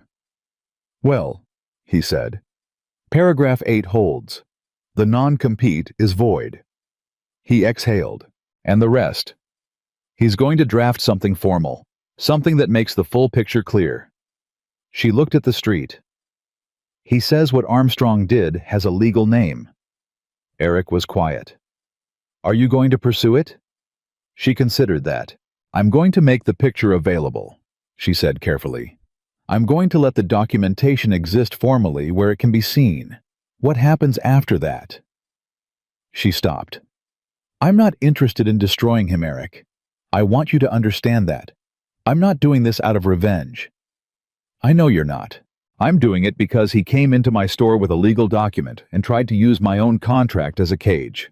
And because if I don't respond to that clearly, he'll try again. She paused. And because there may be others. We weren't the only people in his path. We were just the ones he wanted most. Eric turned that over. You think he's done this before. I think a man who plans that carefully and waits that patiently doesn't learn those skills on his first attempt. She looked at Eric. Forsyth said the same thing without saying it. Between the lines. Eric was quiet for a long moment. What do you need from me? What you've already given me. The written account. Your testimony if it comes to that. She paused. And I need you to understand that this is going to be in the open. People in Pine Creek will know the whole of it. It won't be a rumor anymore. He met her eyes. I'm not ashamed of what happened to me, he said. I was deceived by a man who was very good at deceiving people. That's not something I'm going to spend the rest of my life being quiet about. She nodded. All right, she said. Then, Martha Greer, when approached, agreed to provide a formal written account of what she'd overheard without a moment's hesitation and with a degree of barely contained satisfaction that Susan found both understandable and mildly alarming. I'll write it tonight, Martha said. I'll write it very carefully. I'll write it so clearly that a person couldn't misread a single word. Martha. I know. Factual. Only what I heard. She paused. Can I say that he looked smug? Or is that an opinion? That's an opinion. It was a very factual-seeming smugness. Martha. All right. Only what I heard. She straightened. Susan, I want you to know I've been thinking about this every day since you told me. About the fact that I was here, that I saw him, that I heard him say that thing about helping men toward the right decision, and I just... She stopped. I filed it away as one of his slightly strange moments and moved on. And you spent 9 years carrying something I might have helped undo. You couldn't have known, Susan said. We've been through this. I know we have. I'm saying it again because I need to. Martha looked at her steadily. You're one of the finest people in this town, Susan Dalton, and you got the worst of it for 9 years. And I'm going to write the clearest, most useful account of what I heard that any lawyer has ever received from a Pine Creek witness. Susan looked at her. Thank you, Martha. Don't thank me. Let me write it. She was already pulling her coat on. I'll have it to you by morning. Gary Dalton read Forsyth's formal assessment that evening slowly and completely, the way he read everything, without rushing, without skipping, giving each page its full weight before moving to the next. When he finished, he set it on the table. He sat with it for a long moment. This could go to a territorial court, he said. Forsyth thinks so, if it needs to. And you're prepared for that. I'm prepared for whatever it needs to be. She looked at her father. Papa, he tried to use the supply contract as a weapon. After I confronted him, he knew exactly what he was doing. I know. Gary was quiet. I know he did. He looked at the document. What troubles me, what I keep coming back to, is that the contract clause, the non-compete. He put that in 3 years ago, before you confronted him, before any of this came to light. He paused. He put it in as insurance, before he needed it. Susan stared at her father. She had not thought of it in those terms. She had thought of the contract as a reaction something Armstrong had deployed after she walked out of his office. But her father was right. The clause had been written 3 years ago, when she'd signed the expansion contract. 3 years ago, Armstrong had anticipated the possibility that she might one day end the arrangement. And he had prepared for it quietly, patiently, in the language of paragraph 7, knowing that most people wouldn't look past a standard clause to find the exemption 3 lines below it. He had been planning for the possibility of her defiance for 3 years. He thought of everything, she said. Almost everything, her father said. He looked at her steadily. He didn't think of paragraph 8. She looked at Gary. Who wrote paragraph 8? She asked slowly. In the original contract. Which side drafted it? Gary's expression told her he'd already asked himself the same question. It would have been the standard form, he said. The boilerplate the lawyers use. Armstrong's own lawyer would have drafted it, the same lawyer who wrote paragraph 7. She sat back. Armstrong Hale's own lawyer had included the exemption that destroyed his leverage. A standard protection inserted by rote, never imagining it would one day be turned against the man who hired him to write it. He planned for everything except his own standard practice, she said. That's usually how it goes, Gary said quietly. The thing that undoes a careful man is the routine he stopped examining. The word spread.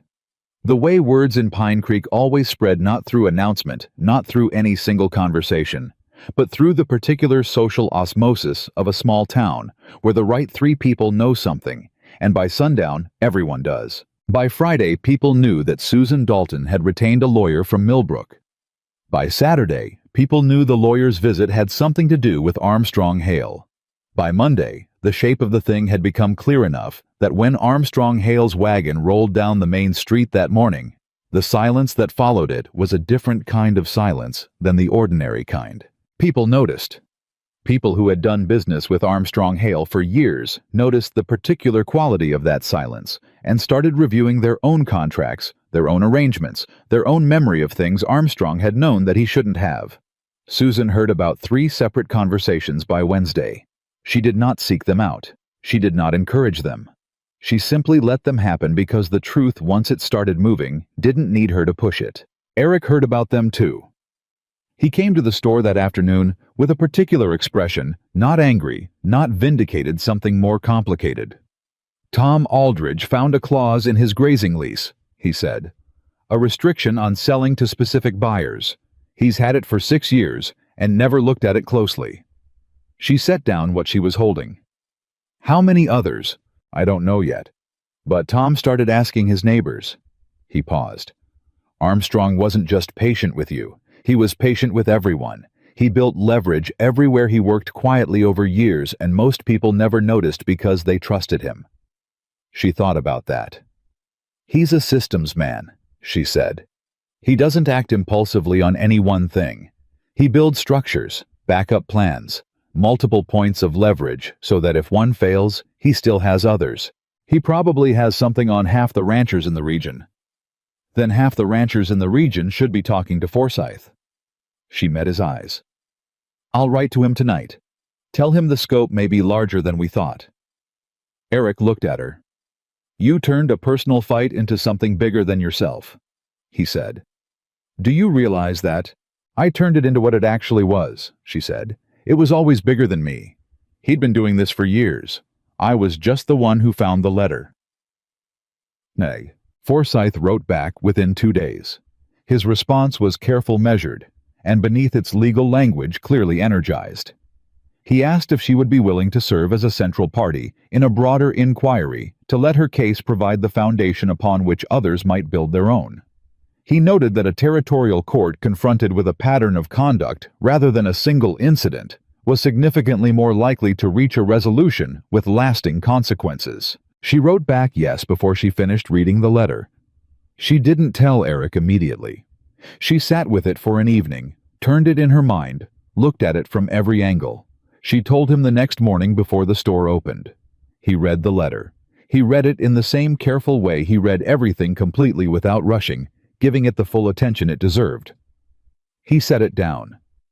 You knew you were going to say yes, he said. Yes. Before you read the full letter. Yes. He looked at her. Does it scare you? He asked. The scope of it. She thought about that honestly. It frightens me less than letting it stop at me, she said. If I draw the line at my own situation, I protect myself and I leave everyone else where Armstrong put them. I can't do that. She paused. He used me as the center of his plan. I might as well use that centrality for something useful. Eric was quiet for a long moment. I want to be there, he said.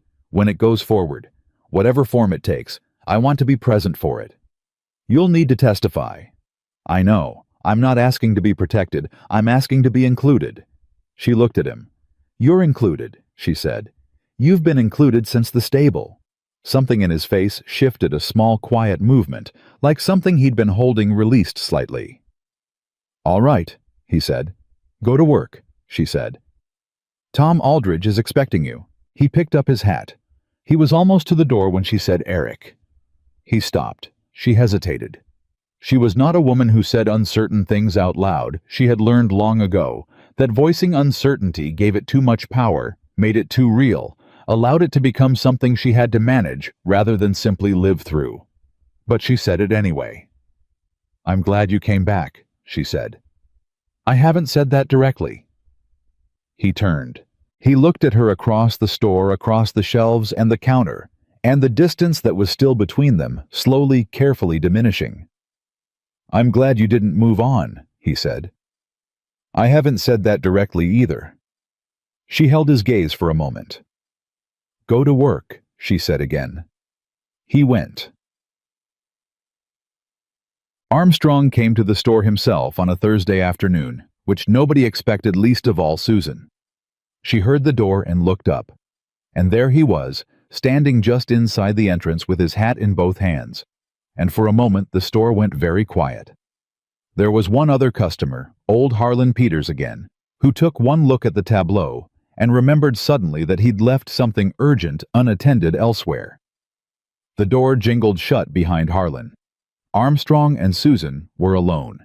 She didn't speak. She waited. He came to the counter. He looked different than he had in his office, smaller somehow. Not physically diminished, but reduced in some way she couldn't precisely name. The composure was still there, but it was working harder than it used to. "I've received a formal communication from a lawyer in Millbrook," he said. "I know you have. The nature of it suggests this is going beyond the contract dispute." "It is." He held her gaze. "How far are you taking this?" "As far as it needs to go." He was quiet for a moment. "There are other people involved in this," he said. "Ranchers, families, people who have done nothing wrong. A territorial inquiry will disrupt a great deal that has nothing to do with you and me."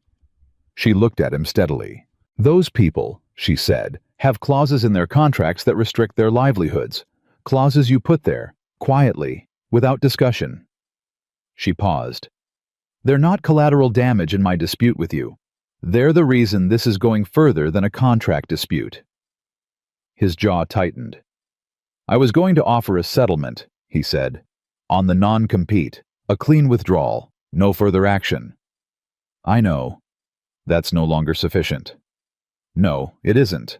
He looked at her for a long moment, and for the first time she saw something underneath the composure that she hadn't seen in his office. Not the strange sincerity of "you were wasted" on him, not the careful neutrality he wore like a second skin. Something rawer.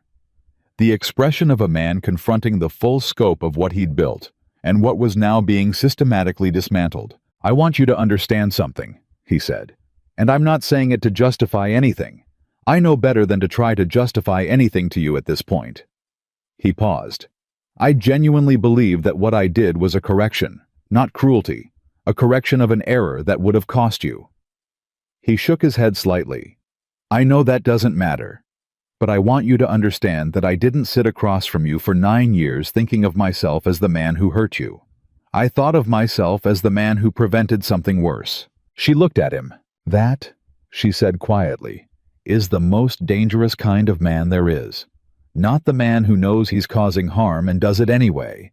The man who causes harm and tells himself it's medicine." She let that sit. "You looked at my life and decided you knew better than I did what it should contain.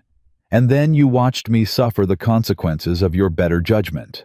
For 9 years. She paused. "The fact that you believed you were right doesn't change what it cost me. It just means you never had to reckon with it until now." He said nothing. "I'll tell you what I told you in your office," she said. "I'm not interested in destroying you. But I'm also not going to stop because it becomes inconvenient for you." She met his eyes directly. "You built leverage over people for years because you believed they wouldn't look closely enough to find it. I looked closely. Now other people are looking closely. Whatever comes from that is the natural consequence of what you built." Armstrong looked at his hands for a moment. Is there anything he said that would... He stopped, started again. Is there anything I can do? Not to stop the inquiry. I understand that's past my influence. But is there anything? She looked at him. She thought about that question very carefully. Yes, she said. When Forsyth's inquiry reaches the ranchers with restricted contracts, when those people come to understand what's in their agreements, you will not contest it. You will not use lawyers to delay or obscure. You will let it be seen clearly. And if I do that, then you will have done one true thing in this situation, she said. I can't offer you more than that. I'm not in a position to offer you more than that. He held her gaze for a long moment. Then he nodded. Once. He put his hat back on. He walked to the door, and with his hand on the frame, he stopped without turning. I did watch you, he said quietly, for 9 years. And I want you to know that was the worst part. Not the guilt. Not the fear of being found out. Watching you build a life around something I put there, and knowing every day that you didn't know. He paused. That was worse than anything you're going to do to me now. She said nothing. He left. She stood behind the counter in the empty store for a long time after the door closed, breathing carefully, letting the silence settle. She thought about what he'd said. About watching. About the gap between the crime and the guilt. About a man who had carried the knowledge of what he'd done in silence for 9 years, and who had never not once chosen to undo it. She did not feel sorry for him, but she understood now that he had not escaped the years either. He had spent them watching the damage he'd made close enough to see it clearly, unable to step away from it, unable to repair it without destroying himself. That wasn't justice. It wasn't even satisfying. It was just the truth of what 9 years of deliberate cruelty looked like from the inside, and it was uglier than she'd expected. Eric came at 6 the way he always came at 6. She was still behind the counter. She had not moved much in the past hour. She had straightened a few things on the shelves and balanced the day's receipts, and then simply stood, because standing felt like the most honest response to the day she'd had. He came through the door and looked at her face and said, "What happened?" Armstrong came. He went very still. What did he say? She told him. All of it without editing in the same order it had happened. She told him about the offer of a clean withdrawal. She told him about the conversation at the end, the watching the 9 years the worst part. Eric listened without interrupting. When she finished, he was quiet for a long time. "How are you?" he said. "I'm..." She stopped, started again. "I'm tired," she said. "In a way that's different from being physically tired. I feel like I've been carrying something at a sprint for 2 weeks, and I'm only now allowing myself to notice the weight." "You can put it down tonight," he said. "Not yet. Not completely." She looked at him. "But some of it." He came around the counter then, for the first time since he'd come back. He didn't ask. He moved the way he'd always moved in the store, like he belonged on both sides of it, and he stood beside her and leaned back against the counter next to her shoulder to shoulder and looked at the same empty store she was looking at. Not toward her, not reaching for anything. Just next to her. She felt the warmth of him there, the familiar weight of another person's presence when that presence was the right one after a long time of its absence. She didn't move toward him. She didn't move away. She just let him be there. "He's going to cooperate," she said. "With the inquiry. He said he would." "Do you believe him?" She thought about it. "Yes," she said. "Not because he's reformed, because he understands the math now. Because the one thing Armstrong Hale has always understood is when a position is lost." She paused. "He knows it's lost. Cooperating is the only move that costs him less than fighting." Eric nodded slowly. "It'll still take time," he said. "The inquiry. Getting the other contracts reviewed. Months, probably." "I'll be here," he said. She turned and looked at him. He was looking at the middle distance, at the shelves and the stock and the ordinary details of the place she'd built and run and lived in for 9 years, and he said it the way you say a thing you've already decided, not as a promise designed to impress, but as a fact you're simply reporting. I'll be here." She turned back to the empty store. "I know," she said, and she meant it not as acknowledgement, but as something else entirely, as the first word of something she was only just beginning to allow herself to believe. The inquiry took 11 weeks. Forsyth drove it with the quiet efficiency of a man who understood that momentum was the most fragile thing in a legal proceeding, that delay was the primary weapon of anyone who needed time more than truth. He filed the initial documentation within a week of Susan's second letter. He had Armstrong Hale's written cooperation within 10 days, which came through Carl Webb and read with the precise, careful language of a man dictating his own surrender, one word at a time. Susan read it twice and put it in the file with everything else. The ranchers came forward one by one. Not all at once, that was never how it happened in Pine Creek, where trust moved slowly, and people needed to see that the first man through the door didn't get destroyed before they followed him. Tom Aldridge was first because Tom was the kind of man who made decisions quickly, once he'd made them, and didn't look back. Then 2 others. Then 4 more. By the 6th week, Forsyth had 9 separate contract disputes on record, all bearing the same architectural fingerprints, the same careful clause placement, the same layered restrictions, the same assumption that the people signing would not read closely enough to find the floor beneath the floor. Susan tracked it from the store. Forsyth sent weekly summaries which she read at the back table after closing, with Eric sitting across from her and her father occasionally coming in from the next room to ask a question, and then retreating again when he understood the answer was still in progress. It became, in those 11 weeks, a strange kind of rhythm. The inquiry moved forward. The store ran. Eric came every day. Gary watched and asked careful questions and said very little else. Martha Greer provided her written account and then apparently decided that her role in the proceedings justified a daily briefing from Susan on how things were progressing, which Susan tolerated with more patience than she would have expected from herself. And underneath all of it, quiet and persistent, something else was moving. She felt it the way you feel a change in weather before the sky shows it, in small signals, in the quality of ordinary moments, in the way the days had begun to feel different from how they'd felt for the 9 years before. Not dramatic, not sudden, just different, the way a room feels different when a window that has been painted shut is finally opened. Eric fixed the window in the back storage room during the 4th week. It had been painted shut for 3 years. She hadn't asked him to. He'd gone back for supplies and found it and simply fixed it the way he fixed things, without ceremony, without waiting for acknowledgement. She noticed. She said nothing, but she noticed. The territorial court issued its preliminary findings in the 9th week. Forsyth's summary of the findings was 8 pages long and written in the compressed, specific language of official legal documents, but the substance of it was clear. Armstrong Hale had engaged in a documented pattern of contractual manipulation across the Pine Creek region, using supply relationships to insert restrictive clauses into agreements that disadvantaged the signing parties in ways that were not adequately disclosed.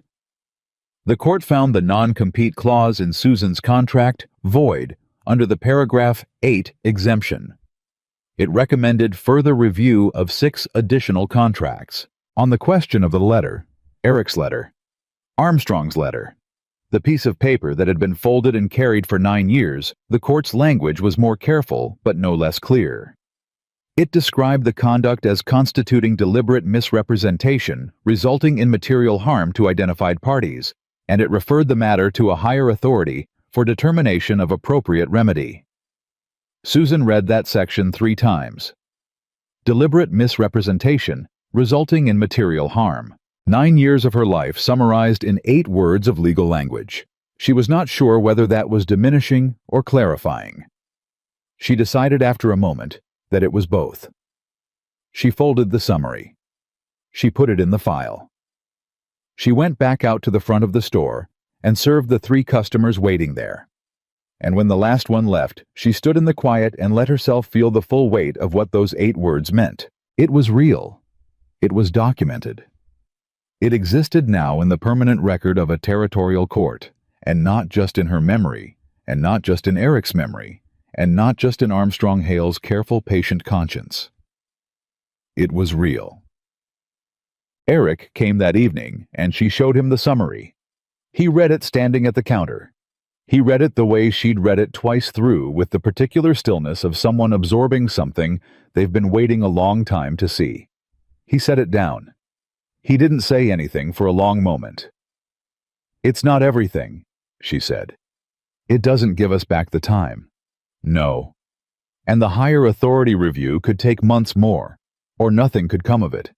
"I know. But it's—" She stopped, found the word. "It's real. It's in writing. It exists outside of us." He looked at her.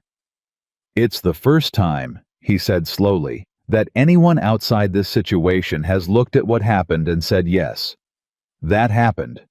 That was real." He paused. "I didn't know how much I needed that until just now." She understood that completely. She had known what happened. He had known. Her father had known, and Martha and Carl Webb in his uncomfortable way. But knowing inside a small circle and having it documented in a court's official language were two profoundly different things. One was a wound you carried. The other was evidence that the wound had a cause. "Forsyth thinks the higher authority review will go forward," she said.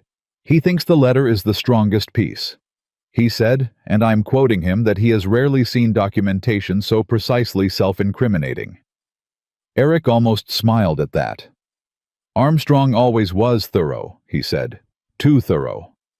She looked at the summary. He wrote the letter carefully enough to be convincing and specifically enough to be damning. He couldn't do one without the other. Eric looked at her for a long moment. "Are you all right?" he said. "Not with the legal matter, with all of it. You've been moving very fast for 11 weeks. She considered that question with the honesty it deserved. "I'm getting there," she said. "I think there's a version of all right that I'm approaching. Not the version I had before any of this, before you left, the version where I didn't know what was missing. A different version." She paused. "One that knows more. Is that better?" "I think so," she said. "It's harder. But I think harder and better are often the same thing. I've just spent 9 years trying to prove they don't have to be." He smiled then, really smiled, the same one she'd seen when her father said, "It's about time," at the kitchen door, the one that happened without his permission. "You're going to be fine," he said. "I know I am." She looked at him. "I've always known that." Being fine was never the question. She held his gaze. The question was whether fine was enough. The store was very quiet. "Is it?" he said. "No," she said. "It turns out it isn't." Gary Dalton had a bad week in the 10th week. His knee, which had been unreliable for 2 years, gave out on him completely one morning and left him unable to walk without assistance for 4 days. He was not gracious about it. He was the particular kind of stubborn that old men who have been self-sufficient all their lives become when the body begins to make decisions they haven't agreed to, and he expressed his frustration with a level of general irritability that filled the small house like weather. Susan managed it with the patience of a woman who had been managing her father's stubborn moods since her mother died. She brought him his meals and argued with him about whether he needed the doctor and lost the argument and called the doctor anyway. Eric showed up on the second day. He came to the house in the morning before the store opened with a look on his face that said he'd heard about Gary's knee and had decided the appropriate response was to arrive. He helped Gary to his chair. He fixed the back step that had been uneven for 6 months and that Gary had been meaning to repair and hadn't, which meant Gary had been managing it carefully every day rather than ask someone for help. He sat with Gary in the afternoon while Susan ran the store, and she came home at 6 to find the two of them in the kitchen with coffee. Gary considerably less irritable than he'd been at breakfast. She stood in the doorway and looked at them. Eric glanced up and saw her face and looked away again quickly. Which was the right thing to do? Which was the thing a man did when he understood that a moment was not his to claim? She went to the kitchen and started supper. Later, after Eric had gone, Gary said, "He didn't have to come." "No," Susan agreed. "He just came." "Yes." Gary was quiet. "Your mother would have liked him," he said. "She always said the measure of a man is what he does when nobody asked him to do it." Susan kept her hands busy with the dishes. "I remember her saying that," she said. "She was right about most things," Gary said. "I should have told her that more often. Don't make my mistake."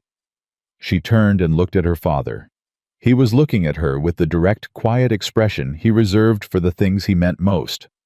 "Papa," she said. "I'm not telling you what to do," he said. "I gave that up when you were 17. He paused. "I'm just telling you what I see." She turned back to the dishes. "I know what you see," she said. "And—" She was quiet for a moment. "And I'm getting there," she said. The 11th week brought the final resolution of the non-compete matter. Forsyth filed the last document. Armstrong Hale's lawyer signed the acknowledgement. The clause was formally voided, the Millbrook arrangement was clean, and Susan Dalton's supply chain was her own, again unencumbered in writing in the permanent record. She read the final confirmation on a Tuesday morning and felt not triumph, not the rush of victory, something quieter and more durable, the feeling of a door that had been jammed finally opening cleanly on its hinge. She put the document in the file with everything else, closed the file, and put it on the high shelf where she kept things that were done. She went back to work.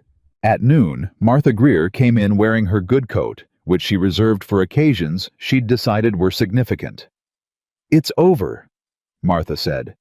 "The contract matter is over. The hire review is ongoing." "But you're free of him, contractually." "Yes." Martha exhaled. It was a long, sustained exhale, the breath of a woman releasing something she'd been holding for 11 weeks. "Good," she said. "Then, can I say something that is perhaps none of my business? Has that ever stopped you?" Martha gave her a look. "Eric Brandon has been in this town for 11 weeks, and he has not missed a single day of coming to this store or your home. He has fixed approximately 14 things without being asked. He has sat with your father when your father needed company, and left when you needed space, and come back when it was right to come back." She paused. "I'm not telling you anything you don't know." "No," Susan said. "You're not. I'm just observing that some people spend their whole lives waiting for someone to show up like that, and it never happens." Susan looked at her. "I know, Martha." "All right." Martha smoothed her coat. "That's all I wanted to say." She bought her usual items and left. Susan stood in the quiet store. She thought about what Martha had said, about showing up, about the particular quality of 11 weeks of daily presence. The unfussy, consistent, uncelebrated presence of a man who came back every day. Not because he was performing constancy, but because he had decided to be constant, and then simply enacted that decision morning after morning without requiring her to acknowledge it. She thought about her father's bad week, about Eric arriving without being called. She thought about the flower 3 days after he came back. She thought about 9 years of absence and 11 weeks of presence, and the way the math of it didn't balance, would never balance, and how she had slowly, carefully arrived at the understanding that balance wasn't what she was looking for anymore. She was looking for true. And Eric Brandon, with his quiet daily presence and his fixed shelves, and his willingness to sit with her father, and his refusal to push into the space she hadn't yet opened, Eric Brandon was the truest thing in her life. He always had been. She closed the store an hour early. He was at the Aldridge Ranch, but she knew he'd come to the store at 6 the way he always did. She went home, changed her dress, not formally, just into the green one she'd bought last spring, and worn twice the one that fit properly, and went back to the store and waited. He came at 6. He pushed through the door and saw her, and registered the closed sign and the fact that she was wearing the green dress, and he stopped just inside the door, with his hat in his hand, and looked at her. "You closed early," he said. "Yes." Is everything all right? Yes. She came from behind the counter. She came around to his side of it, the customer side, which meant she was standing in the same space he stood in, every day looking at the counter from the other direction for the first time in a long time. The contract matter is formally resolved. The document came this morning. I know. Forsyth sent a copy to me as well. He watched her. Is that why you closed early? No. She looked at him directly. I closed early because I've been arriving at something for 11 weeks, and I've finally arrived, and I didn't want to do this across a counter. He was very still. Do what? He said. Tell you that I trust you, she said. Not the way I trusted you before I was 23 before. And trust at 23 is partly hope, and partly inexperience, and partly just wanting something to be true. This is different. She paused. I trust you the way you trust something you've tested. Deliberately. Over time. Under real pressure. He held her gaze. I've watched you for 11 weeks, she said. Not the way Armstrong watched, the opposite of that.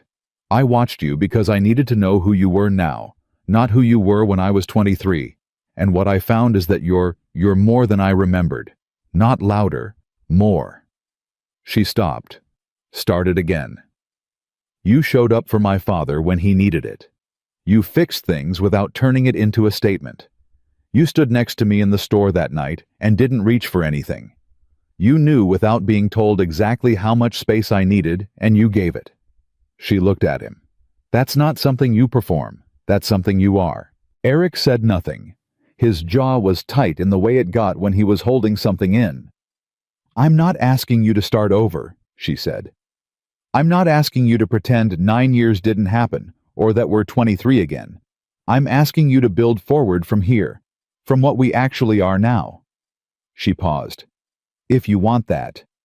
He took one step toward her. Susan, he said. And his voice had the quality of her name, that it had always had the particular quality she had not heard for 9 years, and had told herself she'd forgotten, and had never actually forgotten at all. I want that, he said. I've wanted it since the stable. I've been waiting for you to be ready. I'm ready, she said. He reached out and took her hand, not dramatically quietly the way he did most things, his hand around hers warm and certain. She looked down at their joined hands. She thought about the girl who had stood in this store 9 years ago, watching the door waiting for an explanation that never came. She thought about the woman who had built a life around silence and called it strength, and believed most days that she was right. She thought about Armstrong Hale and the letter and the 9 years of careful waiting that had collapsed into an 11th week of documentation and a high shelf where things that were done got put away. She thought about her father saying, "Don't make my mistake," about her mother saying the measure of a man is what he does when nobody asked him to do it. She tightened her hand around Eric's. Come for supper, she said. Papa will want to know it's resolved. The contract, he said. She looked up at him. All of it, she said. He smiled. That smile. They walked out of the store together, and she locked the door behind them, without looking back, and the evening was cool, and the street was quiet, and Pine Creek moved around them at its ordinary unhurried pace, entirely unaware that anything had shifted. But everything had. Gary Dalton looked up from his chair when they came through the door, and he looked at their faces, first Susan's, then Eric's, then their hands, which were no longer joined, but had been, which was visible to a father who had been watching his daughter's hands for 40 years, and knew exactly what they looked like when she'd allowed herself to hold on to something. He looked at Eric. You staying for supper? He said. If that's all right, Eric said. It's been all right for 11 weeks, Gary said. I was just waiting for the two of you to catch up. Susan made supper. Eric sat at the table with her father, and they talked, really talked the way they hadn't yet, with the ease of two people who had stopped being careful around each other. She listened from the kitchen and let the sound of their voices fill the house in a way the house had not been filled in a long time. Later after supper, after Gary had gone to bed, she and Eric sat at the kitchen table with the last of the evening's coffee and the quiet of a house in which everything that needed to be said had been said. "I want to tell you something," Eric said. "Something I've been carrying since before I came back." She looked at him. "When I was working the ranches east of here," he said, "in the second year, the third year, I wrote letters to you. A lot of them. I never sent them because I believed the letter believed you didn't want to hear from me. But I wrote them." He paused. "Every important thing that happened to me in 9 years, I wrote it to you first. Before I told anyone else, before I had anyone else to tell, I wrote it to you. Because you were still the person I thought of first, even when I thought I'd lost the right to." She looked at him for a long time.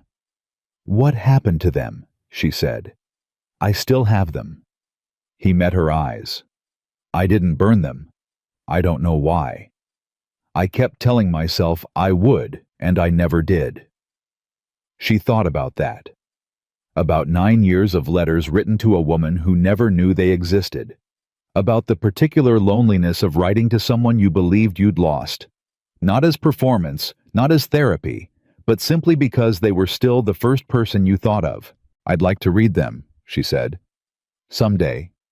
When you're ready to show them." He looked at her. "You would?" "Yes." She held his gaze. 9 years happened to both of us. I don't want to skip it. I want to know what it was like for you. All of it." He was quiet for a long moment. "I'll bring them," he said. "When you want."